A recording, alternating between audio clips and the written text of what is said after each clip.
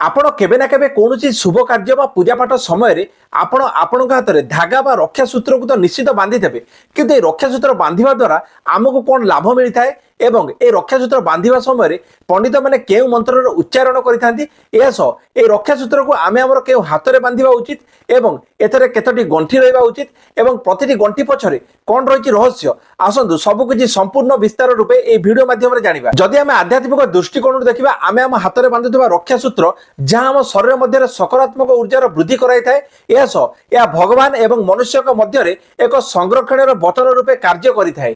व्यक्ति जब पूजा पाठ यज्ञ और शुभ कार्य रक्षा सूत्र को निज हाथ में बांधि ए संकल्प नहीं थाए कि से करुवा पूजा को संपूर्ण भक्ति और श्रद्धार सह करिवो आ ए रक्षा सूत्र जहाँ व्यक्ति को निजर धर्म और संकल्प संबंध में ताकू स्मरण कराई थाए। एबे जानिबा हाथ में रक्षा सूत्र बांधिबार किछि महत्वपूर्ण नियम और तार मंत्र संबंध में। सर्वप्रथमे विवाहित महिला माने सेमानकर बाम हाथ में और कुंवारी कन्या और पुरुष माने सेमानकर डाहाण हाथ में ए रक्षा सूत्र को बांधिबा उचित। ए रक्षा सूत्र को तीनोटी गंठी दे बंधा जाई थाए कारण ए तीनोटी गंठी जहाँ मन वचन कर्म तथा त्रिदेव और त्रिशक्ति प्रतीक होता है। त्रिदेव अर्थात ब्रह्मा विष्णु महेश्वर और त्रिशक्ति माँ दुर्गा लक्ष्मी और सरस्वती प्रतीक होता आप रक्षा सूत्र बांधिबा समय आपणकर हाथर मुठा को बंद रखु एवं से दक्षिणा स्वरूप जदि आप किसी मुद्रा रखुंट तेबे यह अत्यंत भल होता है। हाथ में रक्षा सूत्र बा धागा बांधिबा समय पंडित माने साधारण जो मंत्र उच्चारण करती जेनो बंधो बलि राजा दानो बेन्द्रो महाबलः तेन त्वम भीमध्नामी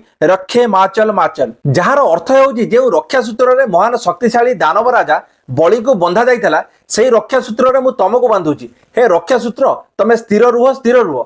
तो ये थे आम आम हाथ में धागा बा रक्षा सूत्र बांधिबार किसी विशेष नियम। जदि वीडियोटी आपको पसंद आए तो वीडियो को लाइक करने सह चैनल को सब्सक्राइब करने बिल्कुल भूलिबेनी। रोजे जय जगन्नाथ।